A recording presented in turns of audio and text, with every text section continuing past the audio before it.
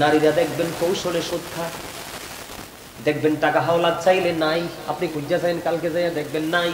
যখন বলবেন তোমাকে মাস শেষে কিছু মুনাফা দিব বা সুদ দিব, দেখবেন বই ভাইজান আমার বড় বড় দুলাভাই তো বিদেশ থাকে, আফার কাছে কিছু টাকা আছে, চাইলে এনে দিতে পারবো। ঠিক এইভাবে আমি একটা এক্সাম্পল দিলাম আর কি, আর ভিন্ন কৌশল অবলম্বন করতে পারে পুরুষ যারা, ঠিক তারাও সেম কৌশল অবলম্বন করে টাকাটা আনার জন্য। বন্ধু মানুষ চোখ দেখে দেখে দিতে পারবে না, সুদে কৌশল খাটিয়ে দেয়, আছে না নাই বন্ধু? এই জন্য আমি বলি the rich are not always happy, the poor are born to suffer. গরিবের দিকে তাকাইলে বলবো গরিবরা জন্মগ্রহণ করেছে দুঃখ ভোগের জন্য, আর the rich are not always happy, ধনীরা সব সময় সুখী নয়। কারণ দুনিয়ার ধনী অভিশপ্ত ম্যাক্সিমাম, কিন্তু আখেরাতের ধনী অলওয়েজ হ্যাপি, সব সময় সুখী। বন্ধুরে আমার, আমার নবী বললেন জিব্রাইল এই যে ঘরের মতো বড় বড় পেটওয়ালা মানুষেরা কারা রে? জিব্রাইল বললেন ইয়া রাসূলুল্লাহ, ঘরের মতো পেট বড় বড় পেটওয়ালা মানুষগুলো পৃথিবীর সুদখোর ঘুষখোর আপনার উম্মত। আমার নবী বললেন জিব্রাইল আমি দেখতে পাইলাম এদের পেটের মধ্যে সাপ আর বিচ্ছু। জোরে কন্যা নাউজুবিল্লাহ। ভয়ঙ্কর হবে জাহান্নামীদেরকে পোড়ানোর জন্য যেই বন্ধু আগুন বরাদ্দ করে রেখেছে। আপনারা তো জানেন না, যারা কাফের হয়ে যাবে মুসলমানের পরেও, তারা দাড়ি ছবি সুরতে মুসলমান হওয়ার পরেও তাদের কর্মকাণ্ডে কাফের হয়ে যায়, আছেন অনেক। কথা বলেন না কেন? বন্ধু এরকম হবে, কাফের যারা হবে তাদের জন্য ভয়ঙ্কর যে প্রথম স্টেপ কবর। এই কবরের মধ্যে কম পক্ষে 99টা সাপ কন্টিনিউ সবল মারবে। হাদিস শরীফের মধ্যে এসেছে একটা সাপ যদি পৃথিবীর দিকে মুখটা করে যদি একটা বার নিঃশ্বাস পালায়, গোটা পৃথিবীর মাটিটা বন্ধু বিষাক্ত হয়ে যাবে। কিয়ামত পর্যন্ত পৃথিবীতে কোনো শস্য জন্ম হবে না। ওই যে বলেছি বন্ধু, যাদেরকে আগুনের এক জোড়া জুতা পরিয়ে দেওয়া হবে, কবর থেকে তাদের একটা হাড়ের মধ্য থেকে আরেকটা হাড়ের মধ্যে ঢুকে যাবে। ওই সমস্ত মানুষগুলোর জন্য আরেকটা খাবার বরাদ্দ আছে। আল্লাহ রাব্বুল আলামিন বলেছেন ওই খাবারটার নাম হলো বন্ধু তিনাতুল খাবাল। এটা হাদিস শরীফের মধ্যে এসেছে, যেটা হলো আরেকটা জাহান্নামীর নিংড়ানো রক্ত অথবা পুঁজ। বন্ধু আরেকটা খাবার হলো, সেটার নাম কোরআনে এসেছে জাক্কুম। জাক্কুমটা এতটা ভয়ঙ্কর, আজকে যদি এই সৌবিপুরের জমিনে একটা ফোঁটা, এই মুহূর্তে যদি এই সৌবিপুরের জমিনে একটা ফোঁটা জাক্কুম যদি বন্ধু পড়ে রে, কিয়ামত পর্যন্ত এই মাটিতে কারো কোনো সাধ্য নাই কোনো শস্য ফলাবে।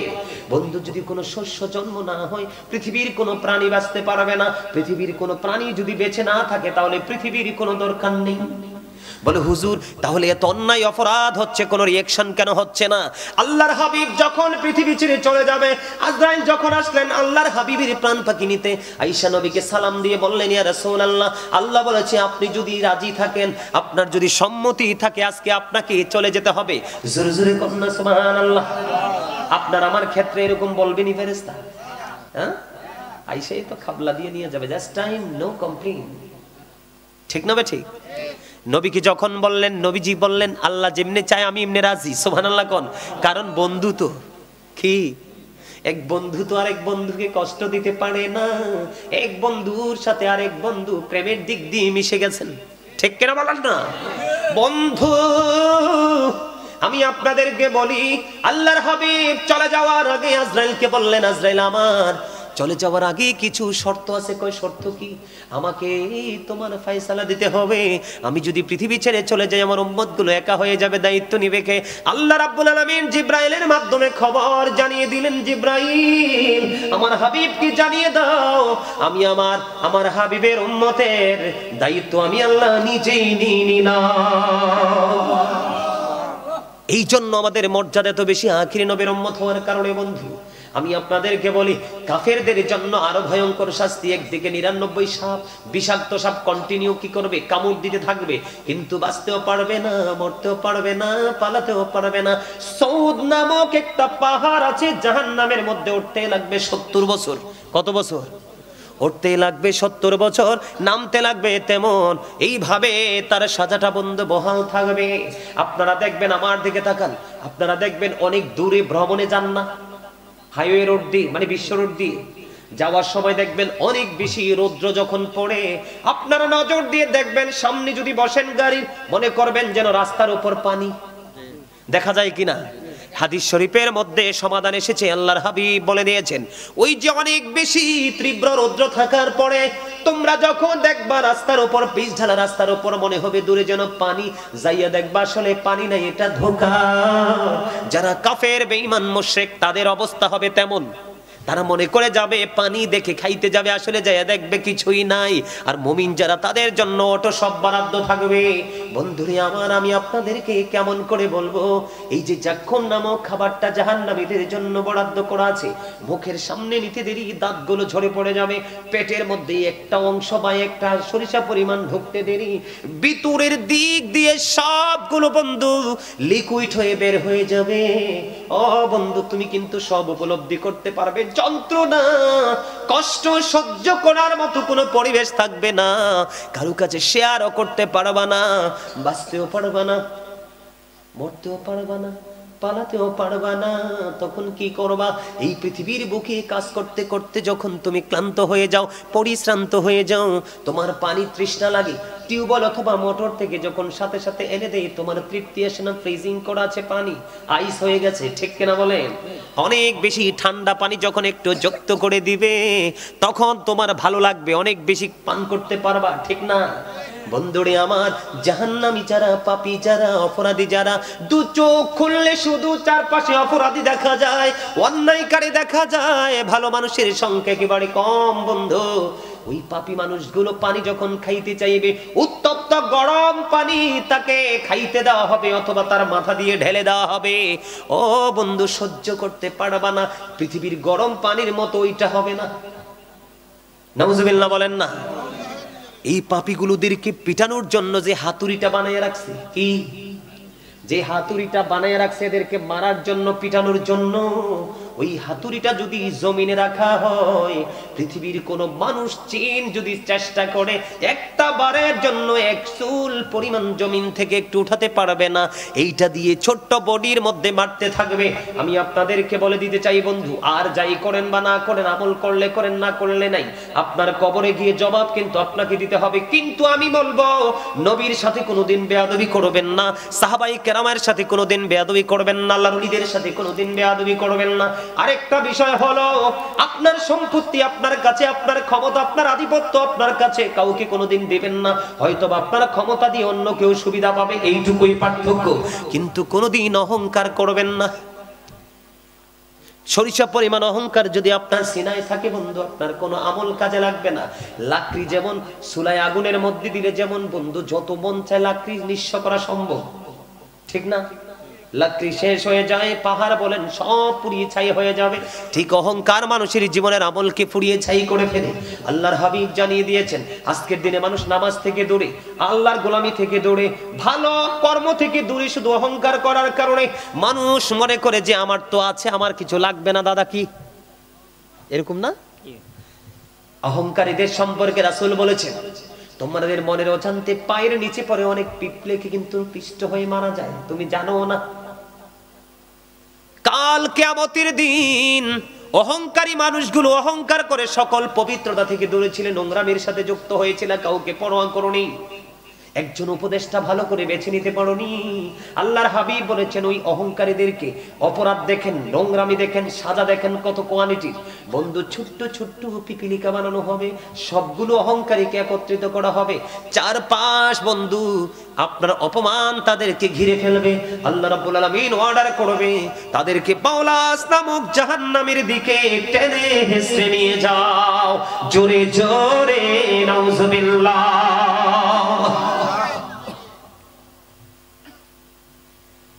আমরা হচ্ছে মানুষ, শ্রেষ্ঠ, সৃষ্টির শ্রেষ্ঠ, আর এই মানুষকে ছোট্ট পিপিলিকা বানানো হবে শুধু একটু চিন্তার অবনতির কারণে। অহংকার মানিক তো চিন্তা না, একটা ভাবনা না? কথা বলেন না আপনারা? অহংকার মানি তো আপনার একটা কি ভাব তো। আরে ও সুন্দর না, আমি সুন্দর, অহংকার। এই আমার দাদা যে চাদরটা পরছে, এই দাদার চাদরটা বালা না, আমারটা বালা, অহংকার।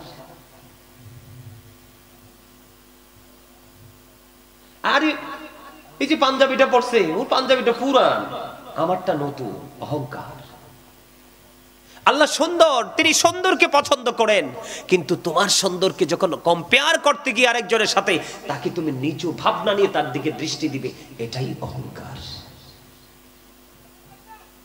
আজকে আমাদের বাংলাদেশ ধ্বংসের দিকে ধীরে ধীরে চলে যাচ্ছে, শুধু একক আধিপত্য বিস্তার করার যে মানসিকতা, এই মানসিকতা আমাদেরকে আজকে ধ্বংস করে দিচ্ছে। জোরে জোরে কন্যা নাউজুবিল্লাহ, আরো জোরে বলেন নাউজুবিল্লাহ। আপনারা কি আমার কথাগুলো বুঝতে পারছেন? আরো জোরে বলেন, বুঝতে পারছেন? সম্মানিত উপস্থিতি, আপনাদের সমাজে কি সুদ খাওয়ার মানুষ আছে? নাউজুবিল্লাহ কইতাম। শোনেন, যারা সুদ খায়, যে ব্যক্তি সুদের মাধ্যমে 1টি টাকা উপার্জন করলো, সে যেন তার মায়ের সাথে 36 বার জিনা করলো। যিনি সুদ খাইলো তিনি যেন তার মাকে বিবাহ করলো। যিনি সুদ খায়, যিনি সুদ দেয়, যিনি সুদের স্ট্যাম্প লেখে, যিনি সুদের টাকা কালেকশন করতে নিয়োজিত কর্মী থাকেন, সবার একই রকম পাপ। আমার নবীজি যে মেরাজে গিয়েছিলেন, আপনারা সবাই বিশ্বাস করেন না? এটা কথা বলে না। কে কে বিশ্বাস করেন রাসূলের মেরাজকে? হাত তোলেন, 2 হাত তুলে দেখান। সবাই তুলে না, ওই যে হাত বুকে নিয়ে বসে রয়েছে। নারায়ে তাকবীর। হাত নামান, হাত নামান। ইউ আর ভেরি উইক, আপনার অত্যন্ত দুর্বল। এই দুর্বলতা থেকে বেরিয়ে আসতে হবে। শুধু হাল চাষ করলে হবে না, নদীতে মাছ ধরলে হবে না, ছেলেকে বিদেশ পাঠালে হবে না, কিছু টাকা অ্যাডজাস্ট করে একত্রিত করে বাড়িতে বিল্ডিং বানালে হবে না। আপনাকে পৃথিবীর বিল্ডিং এর পাশাপাশি ওই যে বর্জকি জীবনের বিল্ডিংটাও তৈরি করতে হবে। আমি কি একটু বলবো সুদ নিয়ে? অনেক সময় আমরা স্বপ্ন দেখি না, কথা বলে না, আমরা অনেক সময় স্বপ্ন দেখি না। কোনো কোনো মানুষের জীবন এটা হয় সত্যি একটা স্বপ্ন, আর কোনো কোনো মানুষের জীবন এটা হয় সত্যি একটা দুঃস্বপ্ন। এটা আমাদের ক্ষেত্রে, কিন্তু আল্লাহর হাবিবের ক্ষেত্রে, আল্লাহ রাসূল নবী রাসূলদের ক্ষেত্রে এটা কখনোই ভুল হয় না। আমার নবীজি একদিন সাহাবাই কেরামদের সাথে আলাপ আলোচনা শুরু করতে গিয়ে এক পর্যায়ে বললেন, আজকে কি তোমরা কি স্বপ্ন দেখেছো? ইয়া রাসূলুল্লাহ, আমরা কি স্বপ্ন দেখিনি। নবীজি বলে, আমি একটা সুন্দর স্বপ্ন দেখেছি, তোমরা চাইলে তোমাদের সামনে এটা উপস্থাপন করবো। অনেক লম্বা, কিন্তু হাদিস শরীফটা কমপক্ষে ব্যাখ্যা করতে আমার 1 থেকে 1.5 ঘন্টা লাগবে, শুধু একটা হাদিস শরীফ এত চমৎকার, কিন্তু আমি সেদিকে করে শুধু একটা পয়েন্ট তুলে ধরবো। আল্লাহর হাবিব বলতেছেন, আমার কাছে 2জন ফেরেশতা আসলেন। মাঝখান দিয়ে একটা অপশন তুলে ধরছি আর কি, যে আমার কাছে 2জন ফেরেশতা আসলেন, এসে বললেন, ইয়া রাসূলুল্লাহ, চলুন আমরা একটু ঘুরে আসি। আল্লাহর হাবিব স্বপ্নে দেখতেছেন। নবীজি স্বপ্ন তো যেমন তেমন নয়, এটা হলো ওই যে আমার ভাই বলেছেন, এটা হলো ওহী। এইভাবে আল্লাহর হাবিবের কাছে কোরআন এসেছেন, বিভিন্ন সবকিছু এসেছেন, আর আমরা সাহাবায়ে কেরাম, তাবিঈন, তাবিঈদের মধ্যে ধীরে ধীরে স্টেপ বাই স্টেপ আমরা পেয়েছি। আল্লাহর হাবিব ভ্রমণ করতে করতে অনেক জিনিস তিনি পরিদর্শন করলেন। এর মধ্যে হঠাৎ করে দেখতে পাইলেন একটা জায়গা। আল্লাহর হাবিব বললেন, আমি দেখতে পেলাম একটা রক্তের নদী। কিসের নদী? একটা রক্তের নদী, ব্লাড। এই রক্তের নদীর মধ্যে আমি দেখতে পাইলাম একটা লোক, মানে নদীটার মাঝখান থেকে সাঁতার কেটে কেটে কুলের দিকে আসতে চায়, কিন্তু সে যখনই কাছাকাছি আসে আমি দেখতে পাইলাম আরেকজন লোক তাকে খালি পাথর মারতেছে, সেজন্য কুলে আসতে না পারে, পারে আসতে না পারে। সে এদিক দিয়ে আসতে চায়, এদিক দিয়ে পাথর মারতেছে, ওদিক দিয়ে আসতে চায়, তাকে পাথর মারতেছে। আমার নবীজি বন্ধু ফেরেশতাদেরকে বললেন, তোমরা বলো না ওই মানুষটা কে রে? এবার ওই ফেরেশতারা ডেকে ডেকে বললেন, ইয়া রাসূলুল্লাহ, ইয়া হাবিবাল্লাহ, নবী গো, ও প্রাণের নবী, ওই যে লোকটা দেখতে পেয়েছেন, এই লোকটা আপনার নামদারি একজন উম্মত, দুনিয়ায় জীবন বড় টাকার নেশায় শুধু সুদ আর ঘুষ খেয়েছে। জোরে জোরে নাউজুবিল্লাহ। হুজুর, হুজুর গো, রক্তের নদীতে কেন থাকবে গো? রক্তের নদীর সাথে তার সদের কি সম্পৃক্ততা? আমি আপনাদেরকে যদি আমার ব্যক্তিগত বিবেচনা দেখে একটু এক্সপ্লেইন করি, ব্যাখ্যা করি বন্ধু, আমি আপনাদেরকে বলে দিতে চাই, আপনি দেখেন মানুষের রক্ত কণা তৈরি হয় কি থেকে? খাবার থেকে। কি থেকে? খাবার থেকে। টাকাগুলো যদি হালাল হয়, বাজারটাও হালাল। আর বাজারটা যদি হালাল হয়, খাওয়াটাও হালাল। খাওয়াটা যদি হালাল হয়, বডিটাও হালাল, রক্তটাও হালাল। আর খাবার যদি হারাম হয় বন্ধু, রক্তটাও হারাম। আপনি সত্য খাইলেন না, কত নিঃস্ব মানুষের কৌশলে তার বডিটার দেহটা, জীবনটার রক্তটা আপনি চষে নিয়েছেন। নাউজুবিল্লাহ বলেন না। আমার জীবনে দেখেছি বন্ধু, একটা রিকশার মালিক বন্ধু সুদ বিপদে পড়ে সুদের তার রিকশা শেষ হয়ে গেছে। কিছুদিন আগে আমাদের এলাকায় একজন লোক মৃত্যুবরণ করেছে বন্ধু, শুধু মানুষকে সুদ দিতে দিতে দিতে দিতে নিঃস্ব হয়ে কবরে গেছে। জোরে জোরে কন্যা নাউজুবিল্লাহ। সুদ খাওয়া পাষাণ মানুষগুলোর হৃদয়ে গলল না, একটি টাকা বন্ধু ছাড়তো দিল না। ধীরে ধীরে লোকটা নিঃস্ব হয়ে কবরে চলে গেল বন্ধু, পুরো সংসারটা ছিন্ন হয়ে গেল। ও বন্ধু, আমি আপনাদেরকে এই কারণে বলছি, রক্ত যদি নির্দিষ্ট সময়ে পেয়ার হয়ে যায় বন্ধু, দুর্গন্ধে রক্তের কাছে থাকা যায় না। আমি আপনাদেরকে ওয়াজ করে যাই, আবার সামনে বেশি দিন নাই, কুরবানির ঈদ আসতেছে। আপনারা শুধু পরীক্ষা করবেন, আপনাদের পশুর যে রক্তটা জবাই করে একটা পাতিলের মধ্যে রেখে দিবেন, দেখবেন 2 দিন পরে আপনি না, আপনার পুরো পরিবার, আপনার পুরো বাড়ি বন্ধু অসুস্থ হয়ে যাবে গন্ধের কারণে। ও বন্ধু, ওই সুদখোর কন্টিনিউ রক্তের নদীর মধ্যে সাঁতার কাটে রে, সেই দুর্গন্ধযুক্ত পরিবেশ থেকে বাঁচতে চায়। আল্লাহর হাবিব বলেছে বাঁচতে পারে না, আসতে চাইলেই তাকে পাথর নিক্ষেপ করে, আসতে চাইলেই তাকে পাথর নিক্ষেপ করে, বাঁচার কোনো সুযোগ নেই।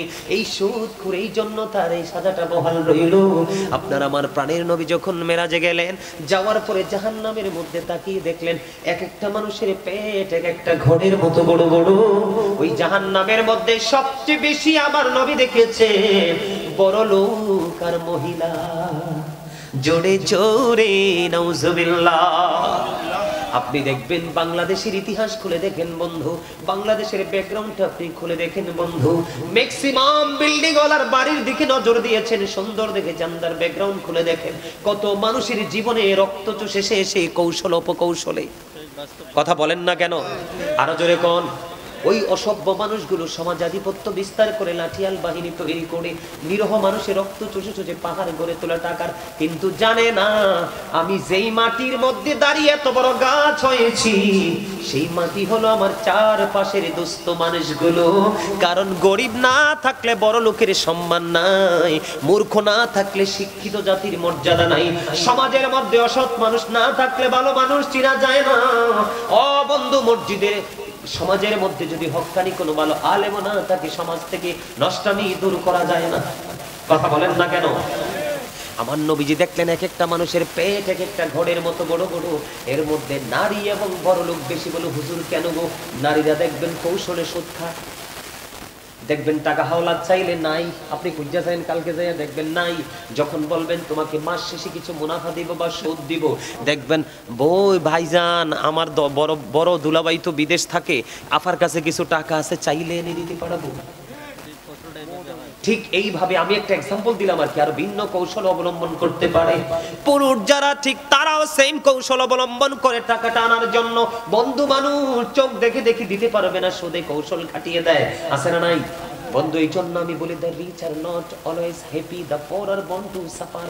গরিবের দিকে তাকাইলে বলবো গরিবরা জন্মগ্রহণ করেছে দুঃখ ভোগের জন্য, আর the rich are not always happy, ধনীরা সব সময় সুখী নয়। কারণ দুনিয়ার ধনী অভিশপ্ত ম্যাক্সিমাম, কিন্তু আখেরাতের ধনী অলওয়েজ হ্যাপি, সব সময় সুখী। বন্ধুরে আমার, আমার নবী বললেন জিব্রাইল, এই যে ঘরের মতো বড় বড় পেটওয়ালা মানুষেরা কারা রে? জিব্রাইল বললেন ইয়া রাসূলুল্লাহ, ঘরের মতো পেট বড় বড় পেটওয়ালা মানুষগুলো পৃথিবীর সুদখোর ঘুষখোর আপনার উম্মত। আমার নবী বললেন জিব্রাইল, আমি দেখতে পাইলাম এদের পেটের মধ্যে সাপ আর বিচ্ছু। জোরে কন্যা নাউজুবিল্লাহ। আপনারা বলেন তো কি দরকারি টাকা? আচ্ছা আপনার বলেন তো, একটা মানুষের দৈনন্দিন চাহিদা মেটানোর জন্য কয়টা টাকা লাগে? আপনি দৈনিক কয় টাকা খাইতে পারবেন? আপনারা বলেন না আমাকে, কয় টাকা খাইতে পারবেন? আজকে প্রত্যেকটা সমাজের যারা সুস্থ মনের সুশিক্ষিত মানুষ, ওরা যদি একটু চিন্তা করতো, সমাজ থেকে অভাব নামক শব্দটাকে মুছে ফেলা সম্ভব, ঠিক না? কথা বলেন না? আপনার শুধু চিন্তা শক্তির পরিবর্তন করেন, দেখবেন সব সুন্দর হয়ে গেছে। সম্মানিত উপস্থিতি, সুদ অত্যন্ত ভয়ঙ্কর একটা বিধি। আমার সর্বশেষ আলোচনা, আমি আর আলোচনা করব না, সর্বশেষ একটা হাদিস শরীফ আমি আপনাদেরকে শোনাবো। আল্লাহ রাসূল একদিন জিবরাইলকে বললেন, জিবরাইল যাও, অমুক অমুক শহর ধ্বংস করে দাও। কি করে দাও? আমার দিকে তাকান। অমুক অমুক শহর তুমি কি করে দাও? ধ্বংস করে দাও। জিবরাইল গেলেন, যাওয়ার পরে কিন্তু ওখানে গিয়ে, এই শোনো, শেষ আলোচনা। ওখানে গিয়ে তিনি দেখলেন এমন একজন আল্লাহওয়ালা লোক, তিনি আল্লাহকে বললেন, আল্লাহ, এমন একজন বুজুর্গ লোক পেয়েছি যিনি জীবনে এক মুহূর্তের জন্য তোমার নাফরমানি করে নাই। আল্লাহ, আমি কি তাকে সহ ধ্বংস করে দিব? আল্লাহ বলেছেন, হ্যাঁ, তুমি তাকে সহ ধ্বংস করে দাও। জিবরাইল তো অবাক, এমন একজন বুজুর্গ লোক আমি তাকে সহ ধ্বংস করে দিব? আল্লাহ বলেন, হ্যাঁ, তুমি তাকে সহ ধ্বংস করে দাও। মানিটা কি? আল্লাহ বলেছেন, জিবরাইল, ও জিবরাইল, তুমি তাকে সহ ধ্বংস করে দাও রে। সে নিজে আমল করেছে, অন্যকে আমলের কথা বলেনি। নিজে ভালো হয়ে চলেছে, অন্যকে ভালো পথে ডাকিনি। নিজের চোখের সামনে অনেক অপরাধ হয়েছে, তার ক্ষমতা থাকার পরেও সে প্রতিবাদ করেনি। নাউজুবিল্লাহ বলেন না? তার মানে আপনি একা একা ঘরে বসে বসে কোনায় নামাজ পড়বেন, ইবাদত করবেন, অন্যায় অপরাধ অত্যাচার জুলুমের প্রতিবাদ আপনি করবেন না, তাহলে আপনিও কিন্তু গজব থেকে বাঁচতে পারবেন না। সম্মানিত উপস্থিতি, আজকের মাহফিল দেখে আমি অত্যন্ত দুঃখিত হয়েছি। আপনারা যারাই এসেছেন শুকরিয়া, কিন্তু আপনাদের কাছ থেকে কাঙ্ক্ষিত যে বয়সটা আমি কিন্তু পাইনি, এটা অত্যন্ত লজ্জাজনক। আমি আপনাদেরকে আবারও বলবো, জীবনটাকে অল্প সময়ের। আগেকার যুগের মানুষের তুলনায় এখনকার মানুষের হায়াত একেবারেই ছোট। আগেকার যুগের মানুষের সুস্থতার তুলনায় এখনকার মানুষের সুস্থতা নেই বললেই চলে। আমি এই কয়দিনে যে মানুষগুলো মৃত্যুবরণ করেছে, মৃত্যুর জরিপ দেখে আমি বুঝেছি আপনার মুরব্বীদের চাইতে এখন বেশিরভাগই ইয়াং মানুষ মরতেছে। কি বলেন আপনি? মুরব্বীরা থাকতেছেন, তারা নির্দ্বিধায় নির্বিঘ্নে চলাফেরা করছেন, কিন্তু ইয়াং মেনরা চলে যাচ্ছে। কি করে, কোথায় মারা গেছে? হুজুর হার্ট অ্যাটাক করে মারা গেছে, ব্রেন স্ট্রোক করে মারা গেছে। আপনার আরো বেশ কয়েকদিন আগে একটা লোক মারা গেছে, বুঝছেন? সে তার ছোট্ট একটা বাচ্চাকে নিয়ে শুয়ে আছে, একদম ফ্রিলি সে তার ছোট্ট একটা বাচ্চাকে নিয়ে শুইছে। ওয়াইফ তার কাছে নাই, তো বাচ্চাটা একটু মনে হয় ঘুম লাগছিল। ঘুম লাগার পরে, ঘুমটা ভাঙ্গার পরে বাবা বাবা বলে বারবার ডাকতেছে, কিন্তু বাবার তো আর সাউন্ড নাই, আওয়াজ নাই। পরে চারপাশের মানুষ দৌড়ে এসে দেখি ছেলেটা মারা গেছে। সম্মানিত উপস্থিতি, আপনি সমাজের প্রতিনিধি হিসেবে আমি আপনাকে বলবো, তার সমাজের যারা দায়িত্বশীল সচেতন মানুষ আছে ওদেরকে নিয়ে, এবং মসজিদের যারা খতিব আছেন তাদেরকে নিয়ে আপনি একটা সুন্দর সমাজ গঠন করার চেষ্টা করবেন। এটা আমার অনুরোধ। তার কারণ, মুরব্বীদের অন্তর খুঁজলে, তাদের হৃদয় ঢুকলে এখনো প্রেম খুঁজে পাওয়া যায়। মুরব্বীদের অন্তরগুলো এখনো প্রেমে ভরা, আর যুবকগুলোর অন্তর খুলে দেখেন তাদের অন্তরটা মরা। মুরব্বীদের অন্তর আল্লাহ রাসূলের ভালোবাসায় ভরা, যুবকদের অন্তর হিংসা, নোংরামি আর আত্মগরিমায় ভরা। তবে সব যুবক না, কিছু যুবক আছে ব্যতিক্রম। আমার বাসার সামনে একটা যুবক আছে, তোরা দেখোস নি রে? আমার বাসার সামনে একটা যুবক আছে, ছেলেটা একবার স্লিম, ভার্সিটিতে পড়ে। সে, আমি দেখতে পাইছি, আজানটা দিতে দেরি একটা জায়নামাজ হাতে নিয়ে বিদ্যুৎ গতিতে মসজিদের দিকে ছুটবে। আজান দিলে তার কোনো কথা নাই। আপনার মসজিদ থেকে নামাজ শেষ করে এসে যদি কথা বলে, সে বলবে। এইরকম সব সমাজের মধ্যেই কিছু ব্যতিক্রম যুবক আছে। ওই যুবকগুলোকে দেখে তোমাদের শিক্ষা নেওয়া উচিত। আমি তোমাদেরকে একটা কথা বলবো আজকে, যুবকরাই কিন্তু আগামী দিনের ভবিষ্যৎ। তোমরা যদি এখন থেকে তোমাদের সমাজকে সুন্দর রূপে রূপান্তরিত করার চেষ্টা না করো, হয়তো তোমরা আজকে যুবক আছো, কালকে বিয়ে করবে, তোমাদের পরবর্তী প্রজন্ম চলে আসবে। যখন পরবর্তী প্রজন্মটা তোমাদের ওরসজাত সন্তানেরা যখন নষ্ট পথে হাঁটবে, তখন তোমরা বুঝতে পারবে এই যন্ত্রণা যে কত বিষাক্ত। আপনারা যারা বাবা হয়েছেন, মা হয়েছেন, সবাইকে, বিশেষ করে আমার মা যারা আছেন তাদেরকে বিনীতভাবে আমি অনুরোধ করব, আপনারা বিশেষ করে সন্তানকে মানুষ করার জন্য গুরুত্বপূর্ণ ভূমিকায় থাকে মা, বাবা। কারণ জীবন জীবিকার জন্য বাবাকে ছুটতে হয় সকাল টু সন্ধ্যা। বাবা সন্তানকে সময় দিতে পারে না, মায়ের আদর্শেই বড় হয়। সম্মানিত উপস্থিতি, আজকে সমাজ, আজকের এই মুসলমান, আজকের এই দেশ ধ্বংস হওয়ার পিছনে মূল কারণটা হচ্ছে কি জানেন? একটা জায়গা, আমরা রাসূলের কোন আইনের তোয়াক্কা করতেছি না। তার কারণ আল্লাহর হাবিব বলেছেন, মেয়েটা যদি কান কাটা হয়, একটা বাসার বাদী হয়, একটা বাসার দাসী হয়, মেয়েটা যদি ফরজগার হয়, তুমি তার জাতকুল দেখার দরকার নাই, তুমি তাকে বিয়ে করে বউ করে ঘরে তুলে নাও। সুবহানাল্লাহ। আর মেয়েটা যদি অপূর্ব সুন্দরী হয়, অসভ্য হয়, বেয়াদব হয়, ইসলামী রঙে রঙিন না হয়, বাদশার ঘরের বেটিও যদি হয়, তুমি তাকে ঘরে তুলে এনো না। কারণ এটা হলো কি, পরবর্তী জেনারেশনকে আনার যে স্থান হচ্ছে এটা। কি আপনারা আমার কথা বুঝেন না? আপনি যদি বাজারে ধরেন, একটা সময় আসেন আমাদের দেশে একটা বৃক্ষ মেলা হয়, আপনি মেলায় গেলেন, আপনি গেছেন কিন্তু মিষ্টি তেঁতুলের চারা কিনতে, কি করতে? কিন্তু টক তেঁতুলের চারাটা এত সুন্দর, আপনি দেখে কিন্তু কিনে নিয়ে আসছেন। কারণ চারাটার গ্রোথ ভালো, অনেকগুলো ডালপালা মেলেছে, মনে হয়েছে যে অল্প দিনেই ফল দিবে। আসলে সেটা কিন্তু অল্প দিনে ফল দেওয়ার মতো করেই তারা আপনার বাজারে আনছে আপনার দৃষ্টি কাড়ার জন্য। আর যেটা একটু মিষ্টি, এটা একটু কি, এটা একটু স্লো, ব্যতিক্রম, দেখতে এতটা গ্লেজি না, আপনার পছন্দ হয়নি। এখন এনে তো লাগাই দিলেন, তাড়াতাড়ি বড় হয়ে গেল, তেঁতুল পাকলো, আপনি পায়রা মুখে দিচ্ছেন, একেবারে কামড়ের সাথে সাথে চুল সব দাঁড়ায় গেছে। কি হয়ে গেছে? আমি আপনাদেরকে এক্সাম্পল দিচ্ছি সহজে বোঝার জন্য। এখন আপনি তেঁতুল গাছটার দিকে তাকাইয়া যদি মনে মনে কন, হাই রে, আমি তো ভাবছিলাম এই গাছে মনে হয় একেবারে মিষ্টি যে ল্যাংরামটা, এটা ধরবো। আসলে এর চেয়ে বড় বোকা কি আর কেউ হইতে পারে? আপনি মিস্টেক কিন্তু শুরুতেই করেছেন, সুন্দর দেখে কিন্তু গাছ লাগাইছেন, আসলে এটা টক, তাও তেঁতুল। যতগুলো টক আছে সব টকের মধ্যে সবচেয়ে খারাপ টক হচ্ছে তেঁতুলের টক, যেটা বডিতে অনেক সময় ইনফেকশন করে, ব্লাডকে একবার ড্যামেজ করে দেয়। যদিও টক সাইট্রিক অ্যাসিড, এটা আপনার বডির দারোয়ান। আপনি যদি বেশি বেশি করে টক খাওয়ার অভ্যাস করতে পারেন, আপনি কিন্তু ইনশাআল্লাহ আপনি কিন্তু সহজে অসুস্থ হবেন না। কারণ এটা সাইট্রিক অ্যাসিড আপনার ভিতরে টক্সিন গুলো কেমন ভাবে গ্রাস করে, চিবিয়ে এটাকে একবারে মেরে ফেলে। কথা কি বুঝতে পারছেন আমার সম্মানিত উপস্থিতি? আসলে অনেক কথাই বলার ছিল, আর বলবো না। আমি আপনাদেরকে এইটুকু বলবো, ছেলে যখন বিয়ে করাবেন, ঘরে গিয়ে দেখবেন, ওই বাড়ি গিয়ে খোঁজ দেবেন মেয়েটা আল্লাহওয়ালা কিনা, তার মা আল্লাহওয়ালা কিনা, ফরেজগার কিনা, পর্দা করে কিনা।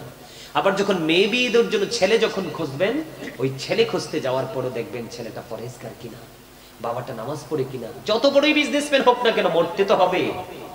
আর আপনাকে বাবা মা হিসেবে কিন্তু আপনাকে আল্লাহর কাছে জবাবদিহিতার আওতায় আসতে।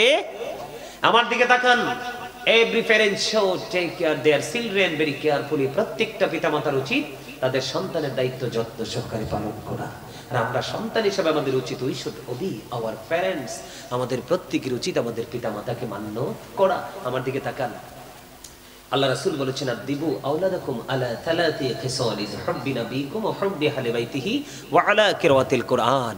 আল্লাহ রাসূল বলেছেন, তোমরা তোমাদের সন্তানদেরকে তিনটি বিষয় শেখাও। হুব্বি নবীকুম, teach the love of the prophet, teach family love.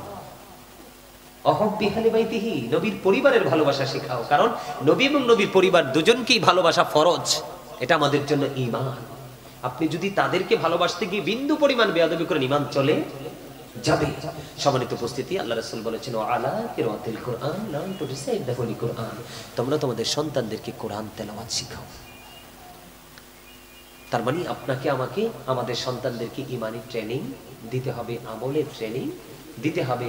সন্তান যখন জন্মগ্রহণ করবে, করার পরে আপনি সন্তানের সুন্দর একটা নাম রাখবেন 7 দিনের দিন। কয় দিনের দিন? পুত্র সন্তান হলে আপনি 1 বছরের 2টা ছাগল দিয়ে আকিকা দিয়ে দিবেন, তার সুন্দর একটা নাম রাখবেন, মাথার চুলগুলো ফেলে দিবেন। মেয়ে হলে 1 বছরের একটা ছাগল দিয়ে আকিকা দিবেন। কথা বুঝতে পারছেন? আর মার দায়িত্ব হলো 2 বছর সন্তানকে বুকের দুধ খাওয়ানো। ওমা সুবহানাল্লাহ বলেন না। আর সন্তানটা আসার সাথে সাথেই সন্তানের কানে আজান দিতে হবে। মা ফাতেমা রাদিয়াল্লাহু তাআলা আনহা সন্তান হযরতে হাসান রাদিয়াল্লাহু তাআলা আনহু যখন পৃথিবীতে এসেছেন, নবীজি আর নামাজের জন্য আমরা যেভাবে আজান দিই সেইভাবে তার কানে আজান দিয়েছিলেন। আজকে কি সেই সুন্নাহ আছে, আদর্শ কি আমাদের মাঝে আছে? তা আমরা ধ্বংস হব না তো কে হবে? আর মা তো বাচ্চা হওয়ার আগেই ডাক্তার ডেট দিলে অপারেশন সিজারের জন্য আগেই প্রস্তুত থাকে, ঠিক না? আর বিশেষ করে বর্তমান সময় মেয়ে হইলে তো বাবা মা অভিশপ্ত, আর ছেলে হইলে তো চাঁদের দেশে তারা ভ্রমণ করতে যাবে, আনন্দের শেষ নাই। অথচ আল্লাহ রাসূল বলেছেন, আল্লাহ যখন খুশি হয় তখন 3টা কাজ করেন। কয়টা? একটা হলো পৃথিবীতে বৃষ্টি দেন, আরেকটা হলো পিতামাতার কোল জুড়ে দেন কন্যা সন্তান, আরেকটা হলো কারো বাড়িতে পাঠিয়ে দেন মেহমান। সুবহানাল্লাহ বলেন না। আল্লাহ যেগুলো আমাদের জন্য রহমত দেয় আর এগুলোতে আমাদের উপরে গজব হয়, বোঝা মনে হয় না? 3টা আল্লাহ খুশি হয়ে রহমত হিসেবে পাঠায়। মেহমান আইলে তো আপনি মুখ কালা করেন, খরচ লাগবে। কন্যা সন্তান হইলে তো আপনার মাথায় তো ছাড়ছে আল্লাহ রে 5 লাখ বরাদ্দ। আরে ভাই 5 লাখ কি তোমার জোগানের ক্ষমতা আছে? নি দিবে কে? এটা রহমত, তুমি বেজার হয়ে গেছো। তোমার বাড়িতে মেহমান আসছে, তোমার বরকত আল্লাহ পাঠাই দিছে, রহমত, তুমি রাগ হয়ে গেছো। বৃষ্টি দিছে, বৃষ্টি না হলে পৃথিবীর মাটি হয়ে যাবে, কোনো বৃক্ষ জন্ম হবে না, পৃথিবীর তাপের কারণে মানুষ বাঁচতে পারবে না, কোনো প্রাণী বাঁচতে পারবে না। বৃষ্টি একদিনে যাবে, 2 দিনে লোক আল্লাহ আসমানটাকে ছিদ্র হয়ে গেল। কিন্তু আসলে তো আসমান ছিদ্র হইয়া বৃষ্টি আসে না, এক একটা বৃষ্টির ফোঁটা এক একটা ফেরেশতা পৃথিবীতে নিয়ে আসে। সম্মানিত উপস্থিতি, এই জন্য বলছি আপনারা একটু সচেতনভাবে জীবনযাপন করবেন, 5 ওয়াক্ত নামাজ পড়বেন, হালাল পথে রোজগার করবেন, বেশি বেশি করে পরকাল নিয়ে চিন্তা করবেন। কারণ পরকালের চিন্তা যার সিনায় নাই তার কাছে কোনো ভালো মন্দ আগুন পানি নেই। সম্মানিত উপস্থিতি, আর আলোচনা করব না, তাবারুক আছে রে। তাহলে আমি একটু রাসূলকে দাঁড়িয়ে সালাম দিব। আপনারা সালাম যখন দিতে যাব আপনারা সবাই কাতারবদ্ধ হয়ে যাবেন। কি হয়ে যাবেন? খিচুড়ি কি তাবারুক? এই বিরিয়ানি না খিচুড়ি? ওই বিরিয়ানি নিয়ে, বিরিয়ানি তেল হাতে হাতে দিবে। আপনারা সবাই এই তোমরা ভিতরে চলে আসো না, আপনারা সবাই কাতারবদ্ধ হয়ে যাবেন নিজ নিজ দায়িত্বে। তারপরে আপনারা বসলে তারপরে